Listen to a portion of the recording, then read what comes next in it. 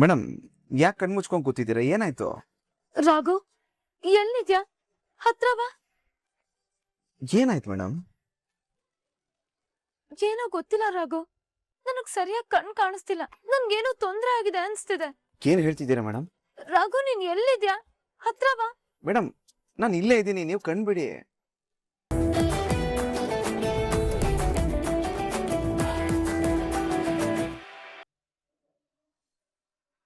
ಆಯ್ತು ಸುಶೀಲಮ್ಮರೆ, ಬರ್ತೀವಿ. ಇಲ್ಲ, ಖಂಡಿತ ಬರ್ತೀವಿ.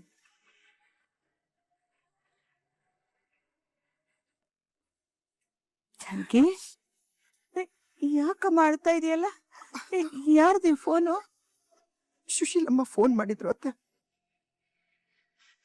ಅವಳು ಏನ್ ಹೇಳಿದ್ಲು ಅಂತ ನೀನ್ ಈ ರೀತಿ ಕಣ್ಣೀರ್ ಹಾಕ್ತಾ ಇದೀಯಾ? ಅವ್ರ ಸೊಸೆಗೆ ಸೀಮಂತ ಮಾಡುತ್ತೆ, ಅದಕ್ಕೆ ಕರಿಯಕ್ ಫೋನ್ ಮಾಡಿದ್ರು. ಅರೆ, ಒಳ್ಳೆ ವಿಷಯ ತಾನೆ. ಅದಕ್ ನೀನ್ ಯಾಕೆ ಈ ರೀತಿ ಹೇಳ್ತಾ ಇದೀಯಾ? ಅಳದೆ ಏನ್ ಮಾಡ್ಲಿ ಅತ್ತೆ, ನಮ್ಮನೇಲೂ ತುಂಬಾ ಬಸ್ರಿ ಇದ್ದಾಳಲ್ವಾ. ನಮ್ ರಾಮಾಚಾರಿ ಬದುಕಿದ್ರೆ ನಮ್ ಚಾರುಗೂ ಸೀಮಂತ ಮಾಡ್ಬೇಕಾಗಿ.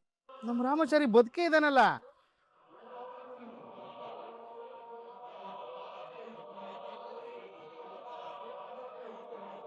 ಅದು ಚಾರು ಹೊತ್ತಿಗೆ ಮಾತ್ಗೂ ಹೇಳ್ತಾ ಇರ್ತಾರಲ್ಲ, ರಾಮಾಚಾರಿ ಬದುಕೇ ಇದ್ದಾನೆ, ನಮ್ ಜೊತೆಲಿ ಇದ್ದಾನೆ ಅಂತ. ಅದನ್ನ ಹೇಳಕ್ ಬಂದೆ. ಹಂಗಿದ್ಮೇಲೆ ಸೀಮಂತ ಮಾಡ್ಬಹುದಲ್ಲ? ಮುರಾರಿ, ಅದು ನಮ್ಮಗಳಿಗೆ ಮಾತ್ರ. ನಮ್ಮ ಮನಸ್ಸಿನಲ್ಲಿ ನಮ್ಮ ರಾಮಾಚಾರಿ ನಮ್ಮನ್ನ ಬಿಟ್ಟು ಎಲ್ಲೂ ಹೋಗಿಲ್ಲ. ಇಲ್ಲೇ ಇದ್ದಾನೆ, ಇಲ್ಲೇ ಇದ್ದಾನೆ ಅನ್ನೋ ಭಾವನೆ ನಮಗಿದೆ. ಆದ್ರೆ ಈ ಸಮಾಜದ ದೃಷ್ಟಿಲಿ ರಾಮಾಚಾರಿ ಇಲ್ಲ ಕಣೋ. ಅಜ್ಜಿ, ಈಗ ಸೀಮಂತ ಯಾರಿಗ್ ಮಾಡ್ತಾರೆ? ಗರ್ಭಿಣಿ ಆಗಿರೋರು ತಾನೆ. ಈ ಸೀಮಂತ ಅನ್ನೋದು ಹೊಟ್ಟೆಲಿರೋ ಮಗು ಚೆನ್ನಾಗ್ ಹುಟ್ಬೇಕು ಅಂತ ಮಗುಗೂ ತಾಯಿಗೂ ಸೇರ್ಸ್ ಮಾಡೋದಲ್ವಾ? ಹೌದು. ಹಾಗಿದ್ಮೇಲೆ ಚಾರು ಹೊತ್ತಿಗೆ ಹೊಟ್ಟೆಲಿ ಮಗು ಇದೆ, ಅವ್ರು ಗರ್ಭಿಣಿ ಆಗಿದ್ದಾರೆ, ಅವ್ರಿಗೆ ಸೀಮಂತ ಮಾಡೋದ್ರಲ್ಲಿ ತಪ್ಪೇನಿದೆ? ಇದಕ್ಕೆ ಗಂಡ ಇರ್ಲೇಬೇಕು ಅನ್ನೋ ಕಾನೂನೇನ್ ಇಲ್ವಲ್ಲ? ಹಾಗಲ್ಲ ಕಣ ಮುರಾರಿ. ಸೀಮಂತಕರಣ ಅಂದ್ರೆ ಏನಂತ ತಿಳ್ಕೊಂಡಿದೀಯ ನೀನು?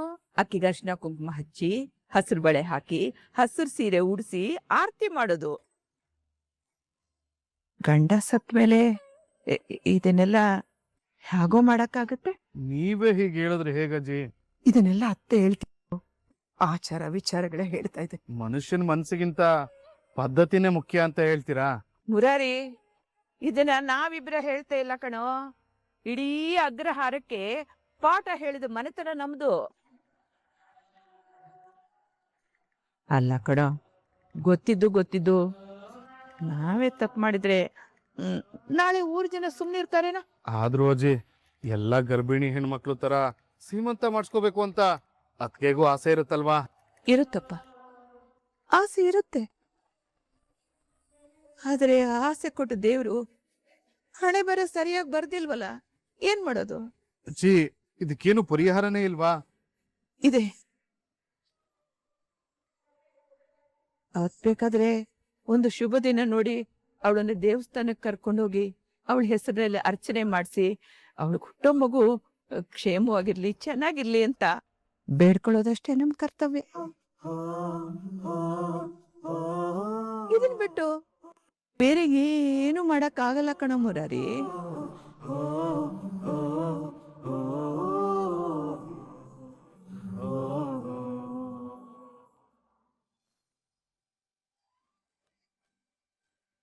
ಮೇಡಮ್, ಯಾಕೆ ಕಣ್ಮುಚ್ಕೊಂಡ್ ಕೂತಿದ್ದೀರಾ? ಏನಾಯ್ತು? ರಾಘು, ಎಲ್ಲಿದ್ಯಾ? ಹತ್ರ ಬಾ. ಏನಾಯ್ತು ಮೇಡಮ್? ಏನೋ ಗೊತ್ತಿಲ್ಲ ರಾಘು, ನನಗ್ ಸರಿಯಾಗಿ ಕಣ್ ಕಾಣಿಸ್ತಿಲ್ಲ. ನನ್ಗೇನೋ ತೊಂದ್ರೆ ಆಗಿದೆ ಅನ್ಸ್ತಿದೆ. ಏನ್ ಹೇಳ್ತಿದ್ದೀರಾ ಮೇಡಮ್? ರಾಘು, ನೀನ್ ಎಲ್ಲಿದ್ಯಾ? ಹತ್ರ ಬಾ. ಮೇಡಮ್, ನಾನು ಇಲ್ಲೇ ಇದ್ದೀನಿ, ನೀವು ಕಣ್ಬಿಡಿ. ಓ, ನೀನ್ ಎಲ್ಲಿದ್ಯಾ? ಮೇಡಮ್, ಮೊದ್ಲು ನೀವು ಕಣ್ಬಿಡಿ.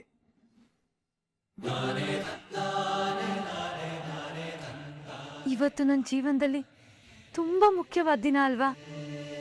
ನನಗ್ ನೀನೇ ಅದೃಷ್ಟ, ಸರ್ವಸ್ವ ಎಲ್ಲ. ನಿನ್ ಮುಖ ನೋಡಿದ್ರೆ ನಂಗೆ ಎಲ್ಲ ಒಳ್ಳೇದಾಗುತ್ತೆ ಅನ್ನೋ ನಂಬಿಕೆ. ಅದಕ್ಕೆ ಬೆಳಗ್ಗೆಯಿಂದ ನಿನ್ ಮುಖನೇ ನೋಡ್ಬೇಕು ಅಂತ ಕಾಯ್ತಿದ್ದೆ. ಈಗ ನಿನ್ ಮುಖ ನೋಡ್ದಲ್ವಾ, ಇವತ್ ಎಲೆಕ್ಷನ್ ಅಲ್ಲಿ ಗೆಲ್ಲೋದು ನಾನೇ ನನ್ ಗಂಡ. ನೀವು ಈ ಅದೃಷ್ಟನೆಲ್ಲ ನಂಬ್ತೀರಾ? ನಂಬ್ತೀನಿ ರಾಘು, ನಿನ್ ಮುಖ ನೋಡಿದೀನಿ ಅಂದ್ಮೇಲೆ ನಾನ್ ಗೆದ್ದೆ ಗೆಲ್ತೀನಿ. ಹೇಳ್ಬೇಕು ಅಂದ್ರೆ ನೀನೇ ನನ್ ಸ್ಫೂರ್ತಿ, ಕೀರ್ತಿ, ಆಸರೆ, ಶಾಂತಿ, ನೆಮ್ಮದಿ, ಅಸ್ತಿತ್ವ ಎಲ್ಲಾನು. ಅದಕ್ಕೆ ನಿನ್ ಮುಖ ನೋಡ್ಬೇಕು ಅಂತ ಅನ್ಕೊಂಡ ಹಾಗೆ ನೋಡ್ದೆ. ಇನ್ನು ನೋಡ್ತಾನೇ ಇದ್ದೀನಿ. ರಾಘು, ನನ್ಗೆಲ್ಲ ಒಳ್ಳೇದಾಗತ್ತೆ ಅಲ್ವಾ? ನಿಮ್ಗೆ ಯಾವಾಗ್ಲೂ ಒಳ್ಳೇದಾಗ್ಬೇಕು ಅಂತಾನೆ ಬಯಸ್ತೀನಿ ಮೇಡಮ್. ಆದ್ರೆ ಇವತ್ತು ಯಾಕೋ ಒಂದ್ ಸ್ವಲ್ಪ ಟೆನ್ಷನ್ ಆಗ್ತಿದೆ. ಡೋಂಟ್ ವರಿ ಮೈ ಡಿಯರ್ ಗಂಡ, ನೀನೊಬ್ಬ ನನ್ ಜೊತೆಲಿದ್ರೆ ಸಾಕು. ಇಡೀ ಪ್ರಪಂಚನೇ ಎದುರಾದ್ರೂ ಹೆದರ್ದೆ ಎಲ್ಸಾನು ಸಂಭಾಳಿಸ್ತೀನಿ. ನನ್ನ ಅದೃಷ್ಟ ನನ್ ಪಕ್ಕ ಇರುವಾಗ ಜಯ ನನಗೇನೆ. ನನಗ್ ಮಾತ್ರ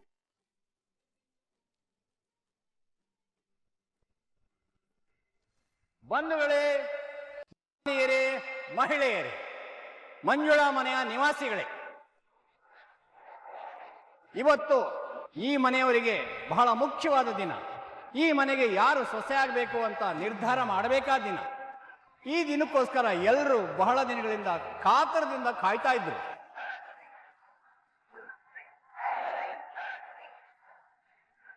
ಮನೆ ಮೆಚ್ಚಿ ಮನ ಮೆಚ್ಚಿದವರು ಈ ಮನೆಗೆ ಸೊಸೆಯಾಗಿ ಬರಬೇಕು ಎಂಬ ನಿರೀಕ್ಷೆಯೊಂದಿಗೆ ಇಬ್ಬರು ಹೆಣ್ಣು ಮಕ್ಕಳಿಗೆ ಪರೀಕ್ಷೆ ಮಾಡುವ ದಿನ. ಒಂದು ಕಡೆ ಈ ಮನೆ ಸೊಸೆ ನಾನಾ ಅಂತ ಜಾನ್ಸಿ ಸಂಶಯದಿಂದ ಕೇಳ್ತಾ ಇದ್ರೆ, ಇನ್ನೊಂದು ಕಡೆ ಅನಿತಾ ಈ ಮನೆ ಸೊಸೆ ನಾನೇ ಅಂತ ಸ್ಪಷ್ಟವಾಗಿ ಹೇಳ್ತಾ ಇದ್ದಾಳೆ. ಈಗಾಗಲೇ ಇವರ ಸಾಮರ್ಥ್ಯಕ್ಕೆ ಸವಾಲು ಹಾಕಿ ಪ್ರತಿಭೆಯನ್ನು ಪರೀಕ್ಷೆ ಮಾಡೋದಕ್ಕೆ ಹಲವಾರು ಪರೀಕ್ಷೆಗಳನ್ನು ಮಾಡಲಾಗಿತ್ತು. ಫಲಿತಾಂಶವು ಬಂದಾಗಿದೆ. ಇವತ್ತು ಕೊನೆಯದಾಗಿ ಇವರಿಬ್ಬರಿಗೂ ಚುನಾವಣೆಯನ್ನು ಏರ್ಪಡಿಸಲಾಗಿದೆ. ಚುನಾವಣಾ ಕಣ ದಗದಗಾಂತ ಉರಿಯೋ ಹೊತ್ತಿನಲ್ಲಿ ಒಂದು ಲೋಟ ತಣ್ಣಗೆ ಮಜ್ಜಿಗೆ ಕುಡಿಯುತ್ತಾ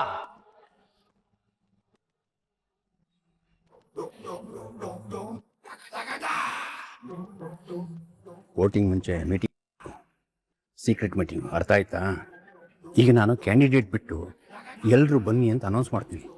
ನೀನು ಓಕೆ ಅಂತೇಳಿ ಆಮೇಲೆ ಬಂದು ಮೀಟಿಂಗ್ ಜಾಗದಲ್ಲಿ ಸೇರ್ಕೊಂಡ್ಬಿಡು. ಆಮೇಲೆ ವೋಟಿಂಗ್ ಟೈಮಲ್ಲಿ ಎಲ್ಲರೂ ಅಲ್ಲಿರ್ಬೇಕು. ಎಲೆಕ್ಷನ್ ಹೇಗೆ ಮಾಡಬೇಕು ಅನ್ನೋದ್ರ ಬಗ್ಗೆ ನಾನು ಡೀಟೇಲ್ ಆಗಿ ಹೇಳ್ತೀನಿ. ಜಾನ್ಸಿ ಅನಿತಾನ ಇಬ್ಬರು ಬಿಟ್ಟು ಉಳಿದವರೆಲ್ಲರೂ ನನ್ನ ಹೆಂಡತಿ ಲಲಿತಾನ ಫಾಲೋ ಮಾಡಿ. ಅವಳು ಎಲ್ಲಿ ಕರ್ಕೊಂಡು ಹೋಗ್ತಾಳೋ ಅಲ್ಲಿಗೆ ಹೋಗಿ, ಹಿಂದೆ ನಾನು ಬರ್ತೀನಿ. ಸರಿ ದೊಡ್ಡಪ್ಪ, ಬನ್ರಿ ಎಲ್ರು.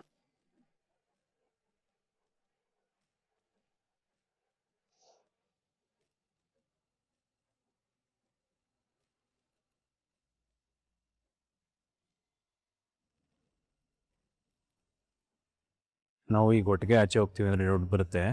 ಮೊದಲು ನಾ ಕೆಲಸ ಇದೆ ನಾನು ಹೋಗ್ತೀನಿ. ಅದಾದ್ಮೇಲೆ ನೀವು ದೇವಸ್ಥಾನಕ್ಕೆ ಹೋಗ್ಬೇಕು ಅಂತ ಬನ್ನಿ. ಅಲ್ಲಿ ಒಟ್ಟಿಗೆ ಭೇಟಿಯಾಗಿ ಆಮೇಲೆ ಜಾನ್ಸಿ ನೋಡಕ್ ಹೋಗೋಣ. ಸರಿ ರಾಮಾಚಾರಿ.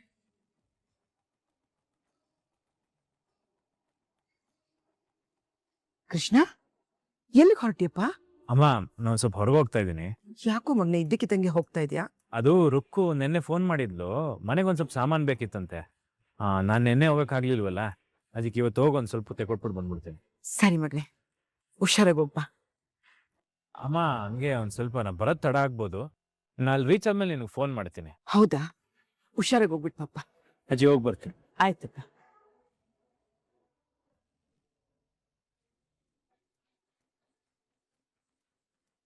ಅರೆ, ಯಾರು? ನೀನ್ ಎಲ್ಲಿಗೆ ಹೋಗ್ತಾ ಇದೀಯಮ್ಮ? ಅದು ದೇವಸ್ಥಾನದಲ್ಲಿ ಪ್ರವಚನ ಇದೆಯಂತ. ನನ್ ಮನ್ಸಿಗೂ ಯಾಕೋ ಬೇಜಾರು. ಅದಕ್ಕೆ ಸ್ವಲ್ಪ ಹೊತ್ತು ಕುತ್ಕೊಂಡು ಪ್ರವಚನ ಕೇಳ್ಕೊಂಡ್ ಬಂದ್ರೆ ನನ್ ಮನ್ಸಿಗೂ ನೆಮ್ಮದಿ ಸಿಗುತ್ತೇನೋ ಅಂತ. ಅದಕ್ಕೆ ಹೋಗ್ ಬಂದ್ಬಿಡ್ತೀನಿ. ಹೌದಾ? ಸರಿ, ಹೋಗ್ಬಮ್ಮ. ಸರಿ, ಹೋಗ್ ಬರ್ತೀನಿ ಅಜ್ಜಿ. ಆಯ್ತಮ್ಮ, ಹೋಗ್ಬಾ. ಚಾರು, ನಿಂತ್ಕೋ. ಅಲ್ಲ, ಅವಳು ಹೋಗ್ತಾ ಇದ್ದಾಳೆ, ಅವಳನ್ನ ಯಾಕೆ ತಡಿತಾ ಇದೆ ಜನಕ್ಕೆ? ತಡಿತಾ ಇಲ್ಲ ಅತ್ತೆ, ನಾನು ಚಾರು ಜೊತೆಲಿ ಹೋಗೋಣ ಅಂತ.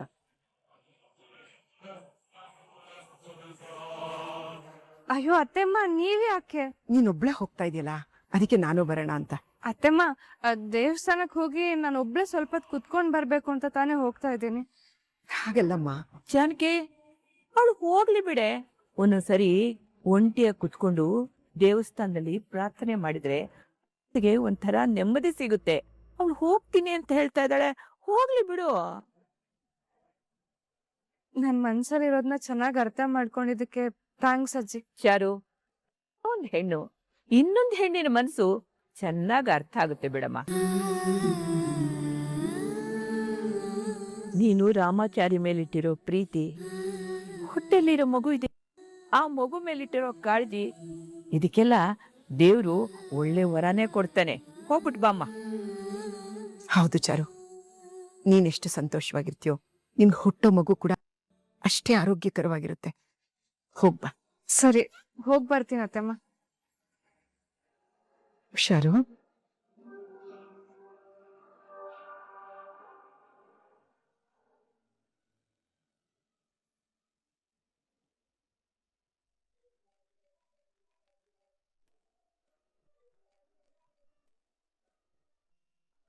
ಚಾರು ಡಾರ್ಲಿಂಗ್, ಈಗಲೂ ನನ್ನ ಮೇಲೆ ಕೋಪ ಮಾಡ್ಕೊಂಡಿದ್ಯಾ ಅಥವಾ ಕೋಪ ಕಡಿಮೆ ಆಗಿದೆಯಾ ಅಂತ ತಿಳ್ಕೊಳ್ಳೋಣ ಅಂತ.